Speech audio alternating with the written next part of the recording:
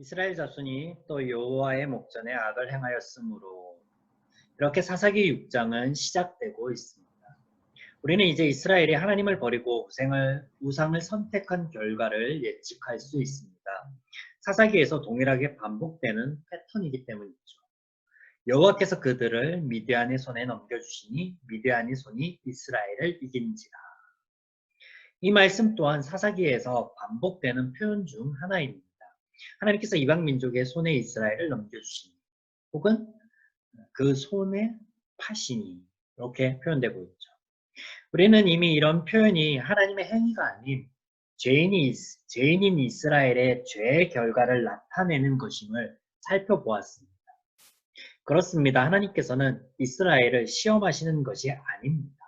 마찬가지 하나님께서 이방 민족 또한 시험하시거나 정죄하시는 것이 아닙니다. 다만 하나님께서는 그들 모두가 바른 선택과 기준으로 행복을 향유하기를 바라십니다. 이런 하나님의 마음은 사사기의 모든 구원의 이야기 속에 담겨 있습니다.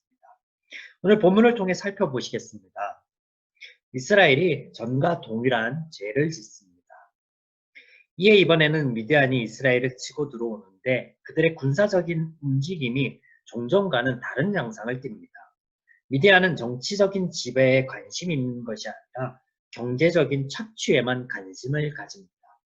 이스라엘과 그 땅의 모든 작물들과 더불어 가축을 빼앗아 가는 것이 마치 메뚜기 떼가 온 지면을 덮는 것과 같다라고 성경은 기록하고 있습니다. 이에 이스라엘이 굶주렸고 그 극심한 궁핍함의 끝에 여호와께 울부짖습니다. 이제 우리가 아는 바 사사기의 사이클대로라면 하나님께서 한 구원자를 세우셔야 하는데 여기서 이전과 또 다른 부분이 하나 등장합니다. 구원자를 세우기 전에 먼저 한 선지자를 보내 말씀을 들려주신다라는 거예요. 물론 사사기 4장에 등장하는 사사 드보라가 선지자의 역할을 하였기에 하나님의 말씀을 가르쳤을 것이다 라고 우리가 유추해 볼 수 있는데 그런데 그 내용은 기록하고 있지 않죠. 그런데 본문에는 그 내용 자체를 선지자가 가르친 하나님의 말씀, 그 말씀 자체를 기록하고 있다는 부분, 이게 다르다는 거예요. 팀 켈러 목사님은 그의 사사기 강해에서 이런 하나님의 의도가 이스라엘로 하여금 후회가 아닌 회개를 가르치기 위함이다라고 말씀하시는데요. 이 기록, 본문의 7절에서 10절의 하나님의 말씀 속에 하나님께서는 이스라엘에게 두 가지를 상기시키시고 계십니다. 하나님께서 하신 일과 그리고 그들이 한 일이 그것인데요. 하나님께서 하신 일을 통해 당신이 여호와임을 또한 이스라엘의 하나님임을 상기시키시고 또한 이스라엘은 그런 하나님의 음성을 꾸준히 듣지 않았음을 상기시키고 계십니다. 이스라엘은 하나님의 말씀을 듣지 않습니다. 지속적으로 또한 반복하여 하나님을 버리고 우상을 섬깁니다. 이는 그들이 후회는 하여도 회개는 하지 않기 때문이라고 켈러 목사님 말씀하고 계신데요. 그렇다면 후회와 회개 차이는 뭘까요? 후회와 회개 차이에 대해서 아십니까? 후회는 죄의 결과에 대한 슬픔일 뿐 죄 자체에 대한 슬픔이 아닙니다. 다시 한번 후회는 죄의 결과에 대한 슬픔일 뿐 죄 자체에 대한 슬픔이 아닙니다. 때문에 나쁜 결과가 없다면 슬퍼할 이유도 없습니다. 죄가 무엇이며 어떻게 하나님을 슬프게 하는지 하나님과의 관계에 대한 슬픔 또한 후회에는 그 슬픔 또한 없다라는 거예요. 그러므로 결과가 사라지면 즉시 죄된 행동이 되살아난다는 거예요. 또한 후회는 오로지 나에 대한 초점만 맞춰져 있습니다. 내게 있는 상처가 무엇인지, 내가 얼마나 피폐한지, 내 마음이 얼마나 아픈지 오로지 나에 대해 초점을 맞추고 있습니다. 그래서 이스라엘의 부르짖음은 후회라는 거죠. 그들이 잃어버린 것에만 초점이 맞춰져 있을 뿐 하나님에 대해서도 하나님과의 관계성 안에서도 그들은 아무것도 생각하고 있지 않고 또 그것에 따른 슬픔도 거기에는 내포되어 있지 않다라는 거예요. 이것이 후회라는 거예요. 후회.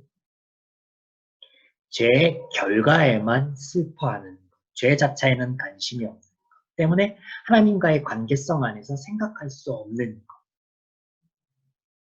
내가 무엇을 잃어버렸는지, 무엇을 아파하는지, 나에게 난 상처가 무엇인지, 오직 나에게만 초점이 맞춰져 있는 것, 이것이 후회입니다. 후회. 반대로 회개는 결과가 아닌 죄 자체에 대한 슬픔입니다. 때문에 하나님과의 관계를 돌아보게 하죠. 그래서 그 관계 안에 잃어버린 것에 대해서 초점이 맞춰져 있습니다. 이런 회개에는 관계에 대한 회복이 있으며 하나님 대신 내어주었던 자리에 우상들을 내어쫓게 되어 있습니다.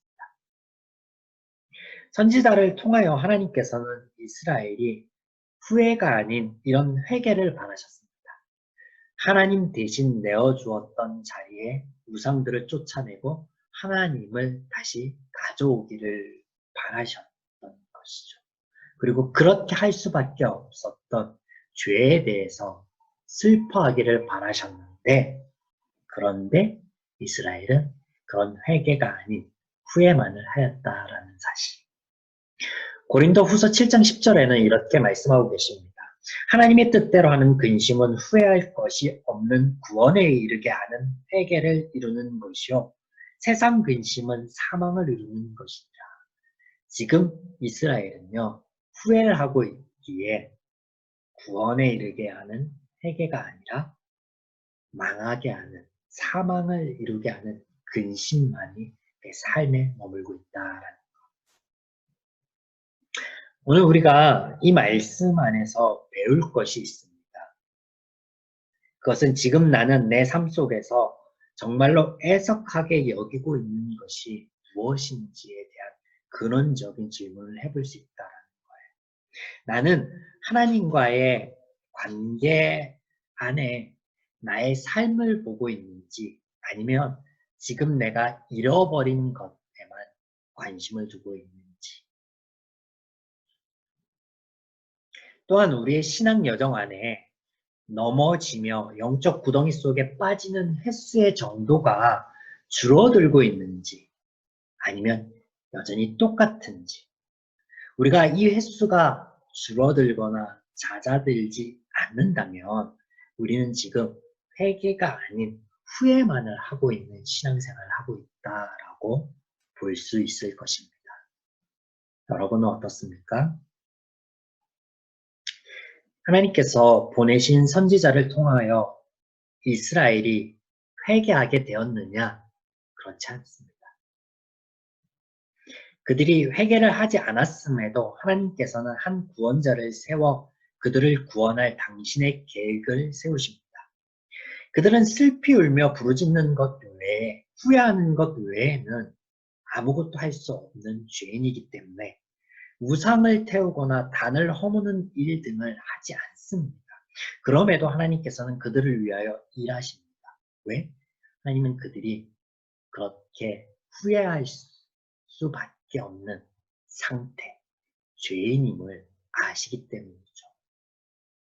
이 말씀은 하나님께서는 우리를 구원하시기 위하여 우리의 회개를 기다리지 않으신다라는 말씀입니다. 그래서 은혜이며 또한 시험이 아닌 것입니다. 시험이란 증명이나 조건이 수반되는 일 혹은 무엇인가에 따른 숙련도를 측정하는 일인데 회개가 아닌 후회밖에 하지 못하는 죄인, 죄밖에 선택할 수 없는 죄인에게는 이런 시험 자체가 의미가 없습니다. 의미가 없어요.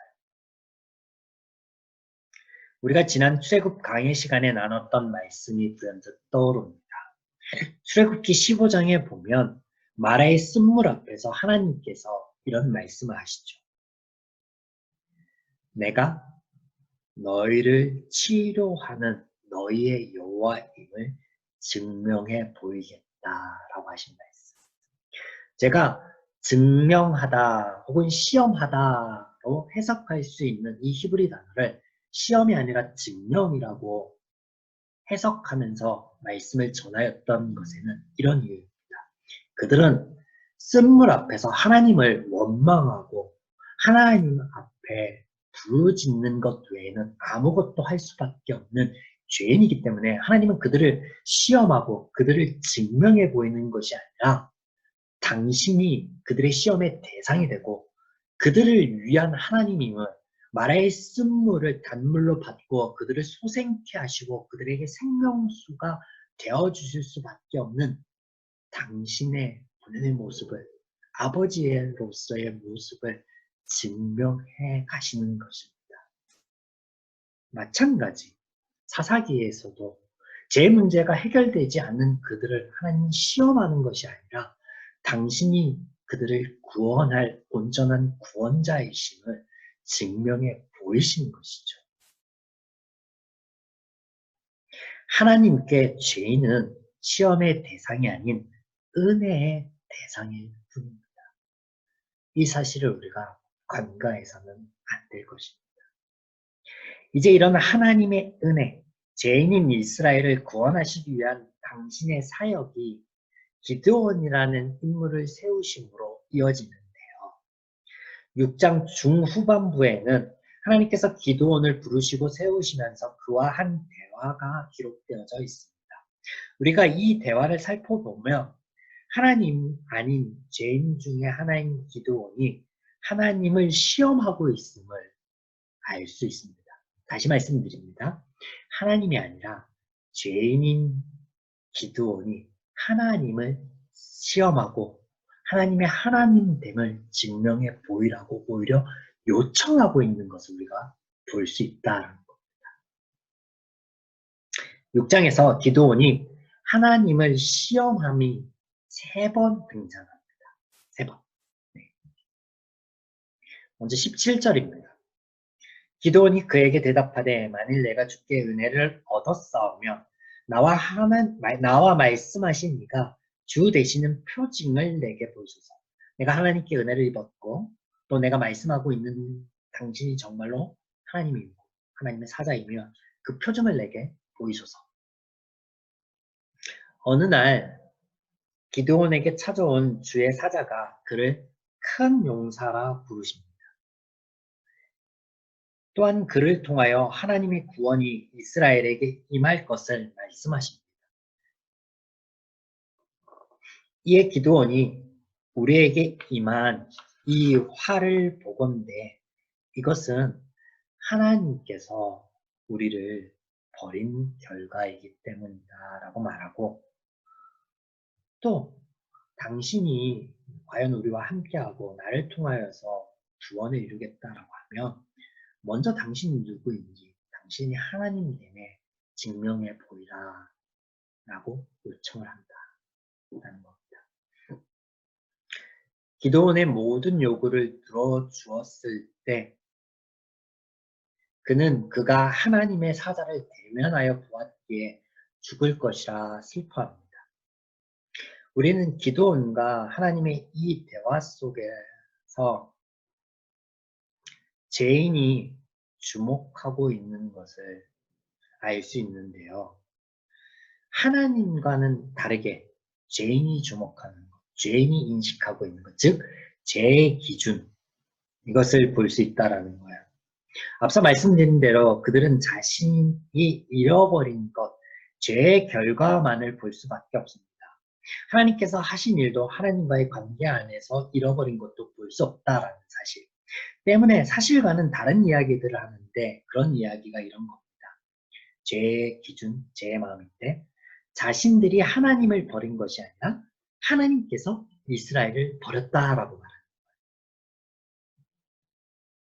두 번째, 하나님께서 이스라엘을 구원하시겠다라고 할 때 하나님이 아닌 자신들을 주목합니다. 그래서 기드온이 자신이 속하여 있는 지파는 이스라엘 중에 가장 연약한 지파이며 그 가운데 자기 자신은 가장 작은 자입니다. 라고 말합니다. 때문에 나는 이스라엘을 구원할 수 있는 어떠한 여건도 자질도 되지 않는다라고 말합니다. 이게 무슨 말이에요? 하나님의 구원은 하나님께서 하신다라고 하는데 죄인인 그는 여전히 그가 가지고 있는 환경과 그가 가지고 있는 달란트 이런 것을 주목하고 있다라는 거예요. 마지막으로 하나님께서는 은혜와 구원을 베푸시기 위하여 죄인을 찾으시는데 죄인들은 정죄와 심판을 위하여 하나님께서 죄인을 찾으신다라고 여긴다라는 거예요. 성경에서 하나님을 만나 죽은 이가 있다라고 어느 곳에서도 기록하고 있지 않지만 은연중에 그들은 하나님을 대면하면 죽을 것이다 라고 말합니다. 하나님께서 죄인들을 찾으십니다. 아담 이후 쭉 찾으세요. 그런데 그렇게 찾으실 때마다 하나님은 구원과 은혜를 베푸실 뿐이지 그들을 정죄하거나 심판하지 않으셨는데 그들은 하나님을 만나면 두려워하고 떱니다. 죽을까봐, 정죄함 받을까봐, 심판을 받을까봐. 하나님과는 다른 기준, 다른 마음을 가지고 있는 죄인들의 모습을 이런 것들을 통하여 우리는 또한 볼 수 있다라는 것입니다. 아무튼 하나님의 존재 증명을 요청하는 이 기도원의 첫 번째 시험을 하나님께서는 받아주시죠. 시험을 당하십니다. 그리고 당신을 증명해 보이십니다. 두 번째와 세 번째의 시험은 같은 것입니다. 본문 36절과 37절. 기도원이 하나님께 여쭈되 주께서 이미 말씀하신 같이 내 손으로 이스라엘을 구원하시려거든 보소서 내가 양털 한 뭉치를 타작마당에 두리니 만일 이슬이 양털에만 있고 주변 땅은 마르면 주께서 이미 말씀하신 것 같이 내 손으로 이스라엘을 구원하실 줄 내가 알겠나이다. 하나님께서 구원하시겠다라고 하신 표징을 보이소서. 이것이 기드온이 하나님을 시험한 두 번째와 세 번째 시험입니다. 하나님의 구원에 대한 표징을 보이소서. 당신의 사역, 당신의 일하심에 대한 증거를 보이소서. 첫 번째 시험은 당신의 하나님 됨임을 증명해 보이소서. 두 번째는 당신이 하나님이기에 하실 일들에 대한 증명을 해 보이소서. 요것이었습니다. 오늘날 많은 그리스도인들이 기도원의 이런 행위를 이 36절, 37절에 등장하는 이런 행위를 모방합니다. 그런 모방의 행위가 이런 거예요. 주님, 만일 제가 이 직장에 다니기를 원하신다면 오늘 그곳에서 제게 전화 한 통 오게 하여 주시옵소서. 혹은 하나님 만약 내가 지금 만나고 있는 이 여인이 이 남자가 하나님께서 예비하신 나의 짝이라면 오늘 내가 그와 혹은 그녀와의 데이트에서 부터 신청을 할 때 응하게 하여 주시옵소서 라고 하는 요청. 이게 기드온의 하나님께 요구하였던 것에 대한 이런 행위에 대한 모방이라는 거예요. 자, 기드온의 이런 시험을 통하여서 하나님께서 보이신 것은 신실함이며 선한 것이 되겠죠. 반대로 기드온의 요청 자체는 뭘까요? 그 중심에 하나님과 같은 것이었을까요? 신실함이라든지 아니면 선함, 이스라엘이 구원받고 그들이 돌이키기를 원하시는 하나님의 마음과 같이 기도원 안에 하나님을 사모함과 그 하나님의 하나님됨을 온전히 인정하는 마음에서의 발현된 질문이었을까요? 아닙니다. 그렇다면 기도원의 이와 같은 질문을 모방한 우리의 하나님을 향한 이런 요청 또한 선한 것이 아닙니다. 제가 왜 이런 말씀을 드리냐? 본문에서 기도원의 요청은요, 욕심의 방편이나 죄의 요구였지만 이것을 응함을 통하여서 하나님은 그의 욕심의 방편이나 죄의 요구가 하나님의 하나님됨, 하나님의 사역에 대해 하나님을 알리고 하나님 자체를 구한 것으로 하나님이 선용하셨습니다.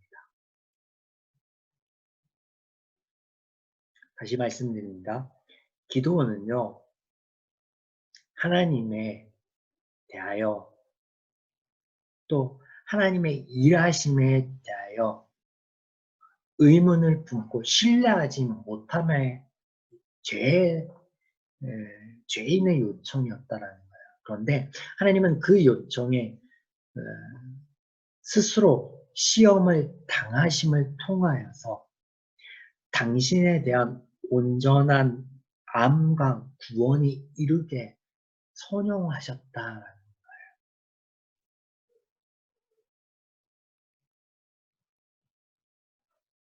때문에 기도원과 같은 동일한 요청이 하나님의 온전한 구원의 결과로 하나님의 자녀로 서 있는 우리의 요청과 동일시되어서는 안 된다라는 거예요. 여러분, 우리가 잊지 말아야 될 거는요. 기도원 당시에는 기도원에게 성경도 없었고요. 그리스도의 십자가의 보혈도 없었을 뿐더러 우리가 가진 많은 은혜의 수단으로서의 말씀, 주의 만찬, 침례, 그리스도인의 교제와 같은 것을 갖고 있지 않았다는 사실을 우리가 인지하여야 합니다. 그래서 하나님이 스스로 등장하셔서 당신을 보이시고 알리시며 또 친히 죄인의 시험을 응하심을 통함을 보이지 않고서는 하나님의 하나님됨도 하나님의 구원도 인정하고 바라보지 못하는 연약함이 그 안에 있었다는 사실을 우리가 잊지 말아야 된다는 거예요. 그런데 그런 연약함 가운데 구하였던 것을 오늘날 우리가 표방하여 하나님께 구하고 있다는 거예요. 다시 말해 우리의 요청은 달라질 필요가 있습니다. 어떻게 달라져야 될까요? 이미 하나님께서는요, 완벽하고 완전한 당신의 뜻과 당신을 우리에게 보이시고 알리셨습니다. 때문에 더 이상 우리에게 당신의 당신됨을 증명해 보이실 것이 하나도 남지 않았다라는 사실이에요.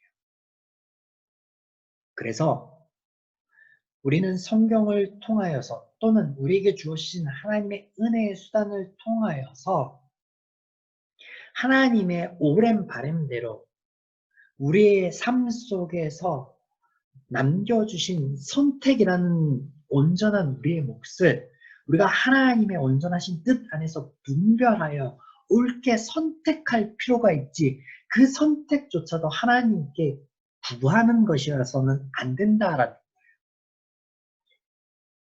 직장에 대한 선택, 내 배우자에 대한 선택은요, 그것이 선택이지 하나님의 뜻을 구할 하나님의 몫이 아니라는 거예요.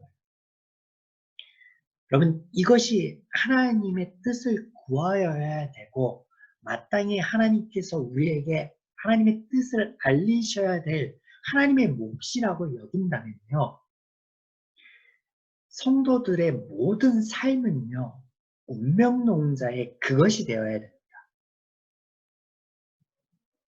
이 말은 뭐냐면요, 나는 하나님이 원하시는 대로 직장을 구해야 되고 또 사람을 만나야 되고 그리고 우리의 일상을 치러내야 됩니다.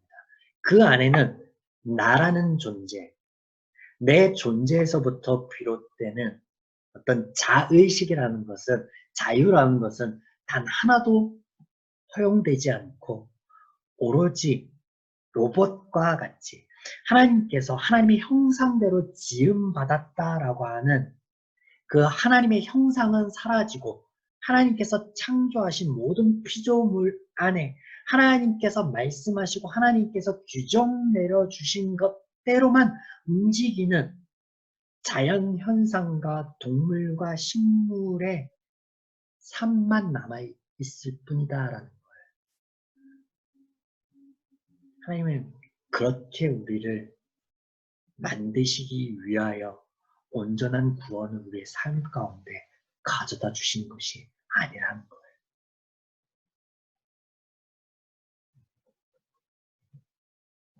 사랑하는 여러분, 때문에 우리가 오늘 이 6장에 또 기드온과 하나님의 대화를 통하여서 잊지 말고 다시 한번 기억할 것은 하나님께서는 우리에게 이미 당신에 대하여 충분히, 완전히, 완벽하게, 온전하게 보이시고 알리셨다라는 사실이에요.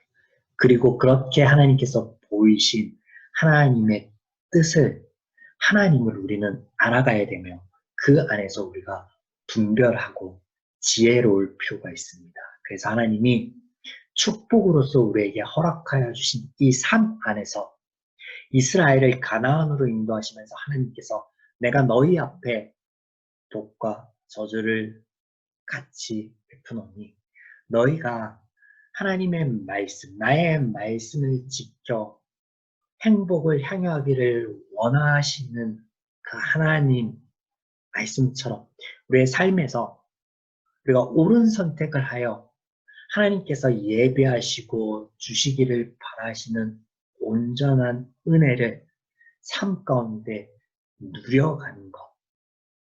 이것이 우리의 몫이지 우리의 선택을 하나님께 맡겨드리고 구하는 것이 우리의 몫이 아니다라는 사실.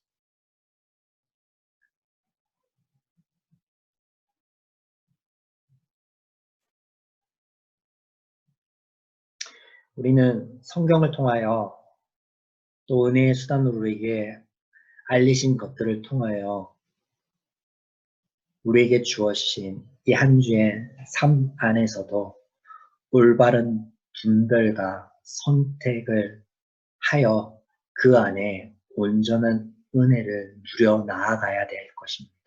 또한 그렇게 은혜를 누려 나아가는 저와 여러분이기를 주님의 이름으로 축원합니다. 또한 내가 아닌 하나님과 관계 안에서 잃어버린 것들에 주목할 수 있는 지혜 또한 우리에게 있기를, 하나님의 말씀을 옳게 분별할 수 있는 지혜 우리 안에 있기를 주님의 이름으로 축원합니다. 아멘.